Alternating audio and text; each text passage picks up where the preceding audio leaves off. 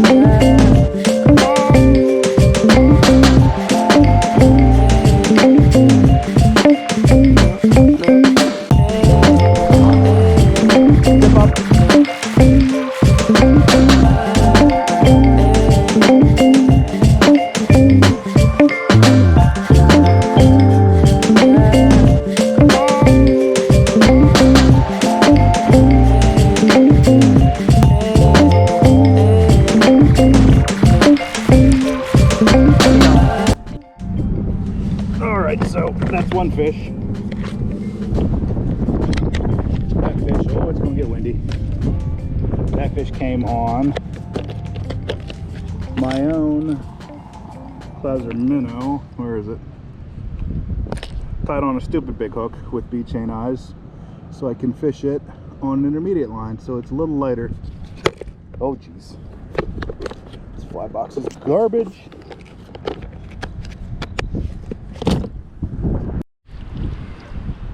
Well, since we didn't do an introduction, here's a little update. This morning at 11 or noon, it was 80 degrees, sunny and beautiful. And now at about 3:30, it's 60 degrees. The wind is howling and it's sprinkling.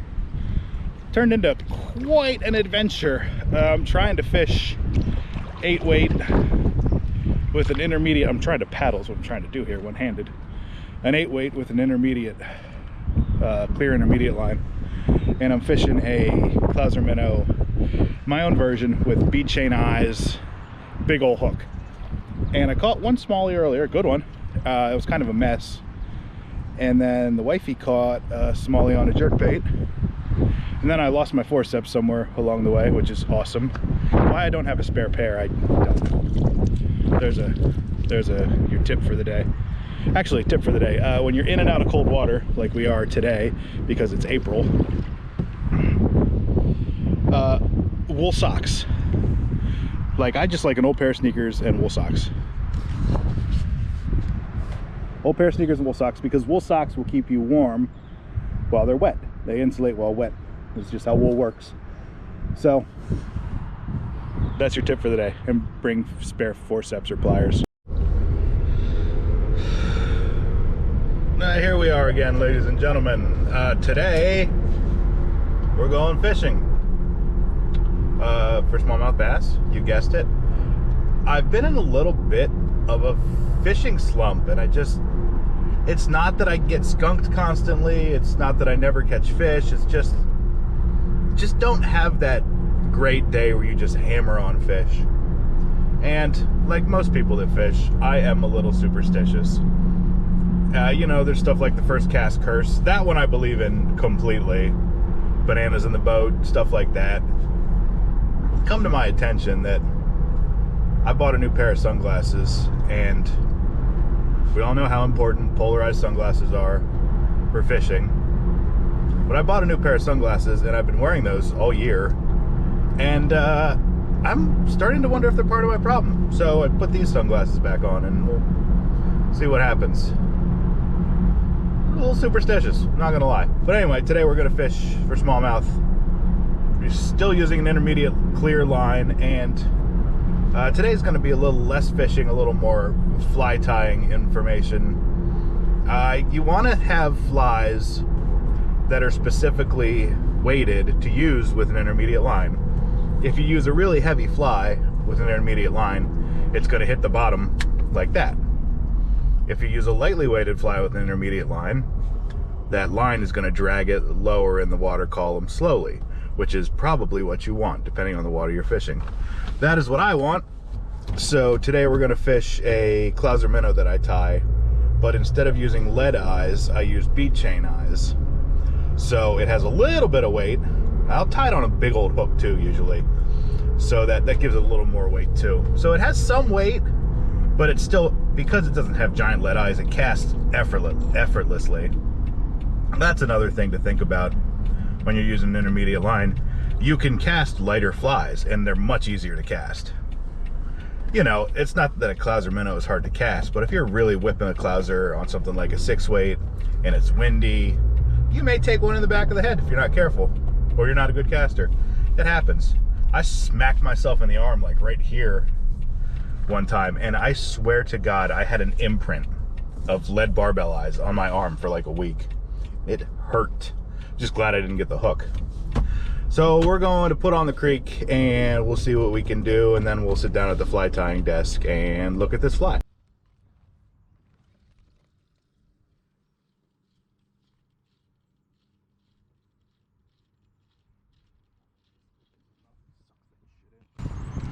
Please be a good fish. Oh no, oh no, oh no, oh no, oh no. Get tight, get tight, get tight. Oh gosh. Oh shoot, that's more like it. Oh, ho, ho. He fat. Where's the net?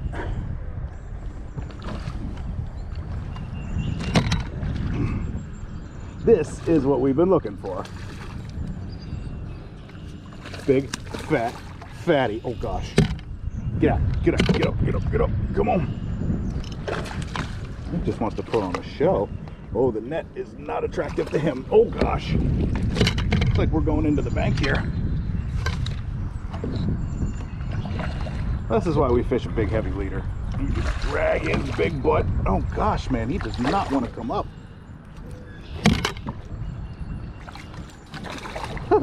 All right, all right, all right, all right.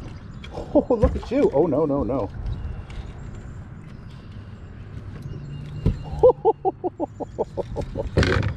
Yes, sir-ree.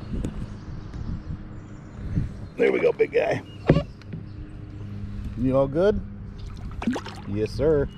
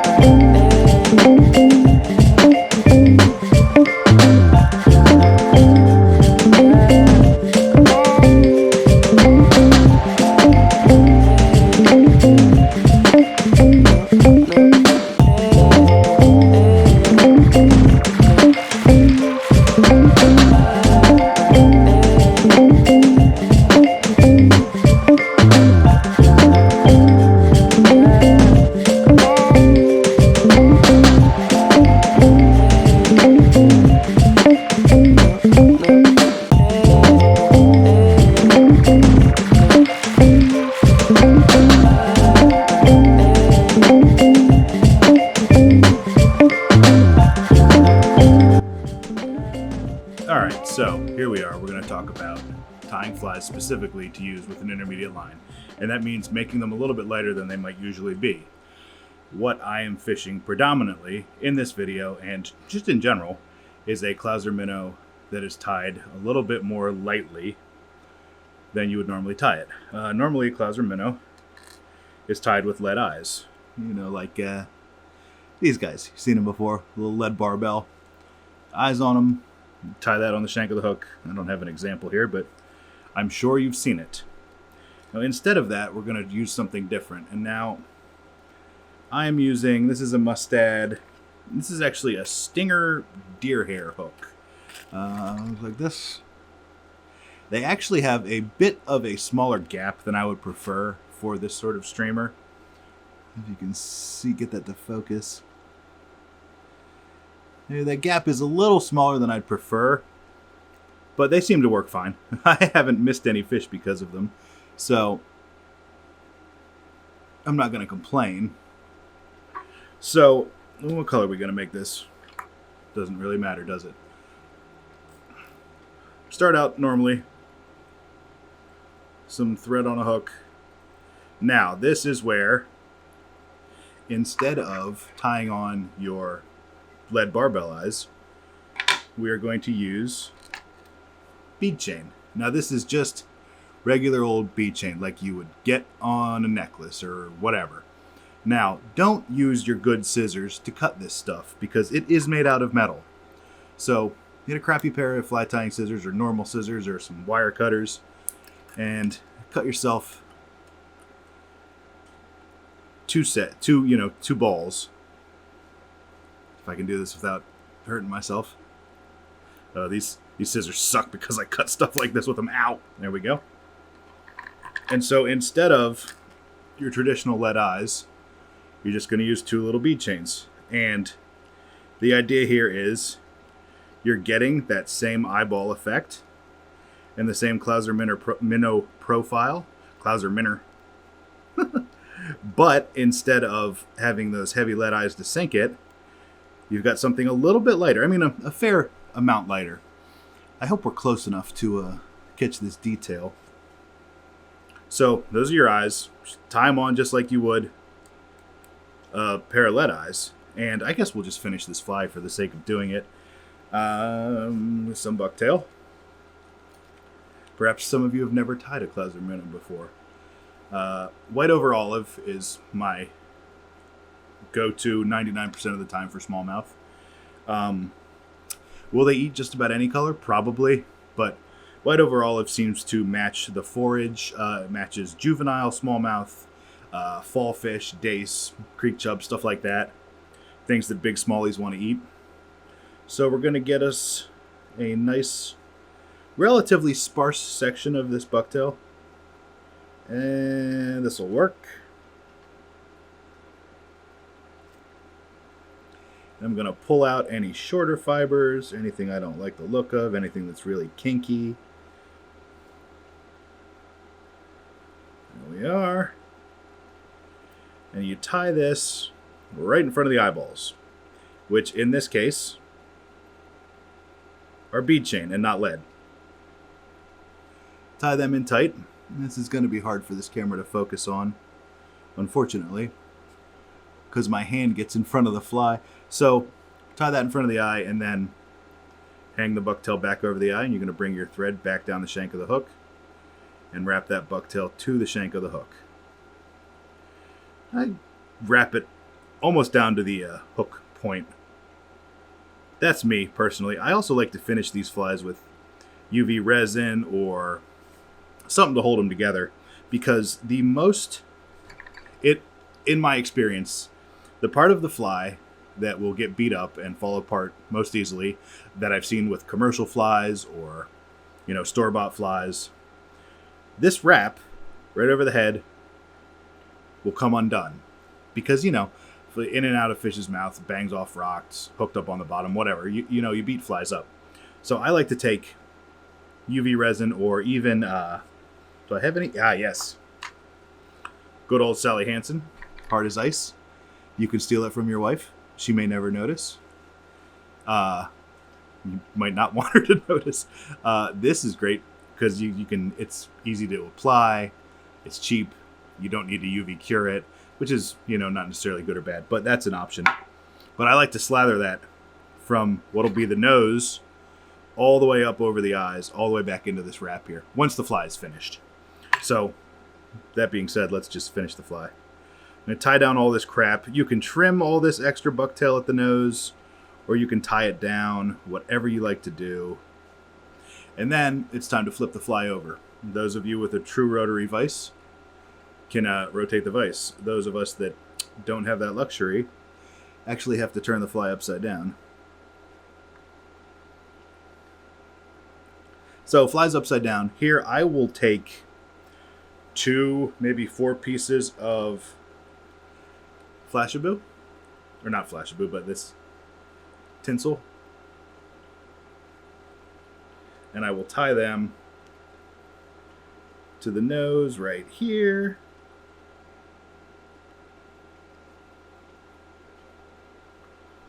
Tie them in tight, couple wraps, trim off the excess.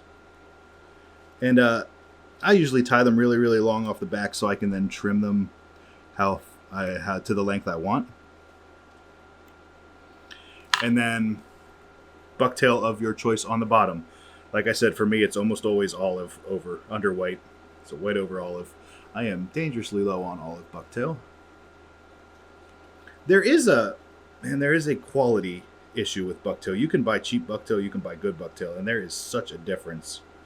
Like, this was obviously cheap stuff out of a multi-pack of a bunch of different colors, and it is not of very good quality, unfortunately. I apologize if it's hard to hear in here. It is, 9 o'clock in the morning, and it's already like 85 degrees outside. It's going to be a scorcher, so the air conditioner is just bumping. All right, let's try to find something usable here. Yeah, when it comes to fly tying materials, sometimes it's worth paying for the good stuff. This will have to be good enough. Take another sparse clump. I'm going to tie that in the same place at the nose, actually. There we go.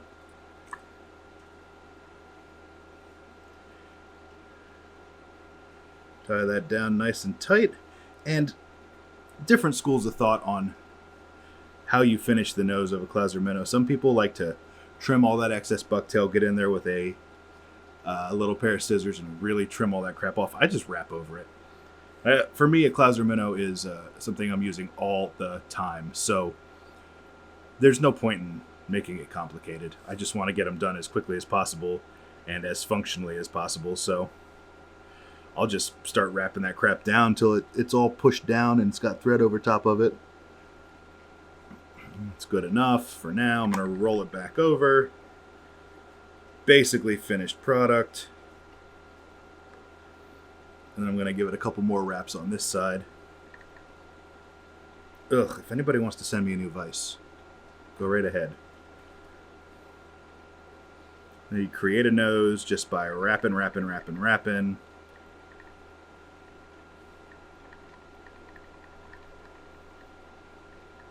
Till it's as thick or as thin as you like.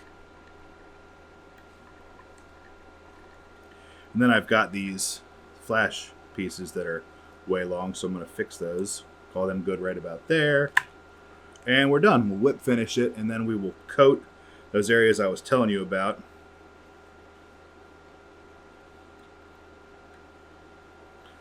Maybe. Let's see here.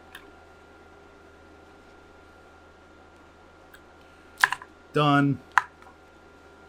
And so I'm just going to use a little bit of this, what is it called? Hard as ice. There's like hard as nails, hard as ice, hard as, I don't know. I don't follow nail polish, but any of these clear coat nail polishes will work. They're fun. They come with a little brush. Easy to apply. So I'm just going to hit all those wraps on the nose, over top of the eyes, and then that wrap on the shank right below, or right behind the eyes, just to give it some added durability. And this really does help let you fish these flies longer and longer and longer.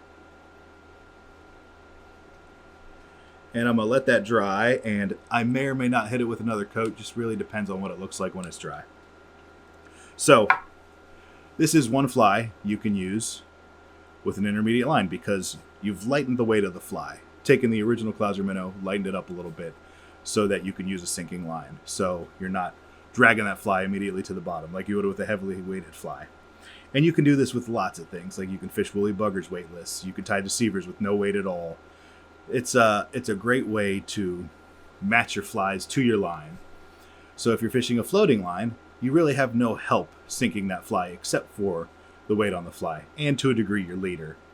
But for the most part, we don't fish leaders that are heavy enough to really sink or float things like streamers. There are things like Versa leaders and tips like that that will help you do that, but your best bet is matching your fly to the fly line you're fishing. So something like this for an intermediate fly or an intermediate fly line is great because you're able to keep this in the middle lower half of the water column without just constantly being on the bottom, which is where you'd be if you used a normally weighted Clouser Minnow and an intermediate line.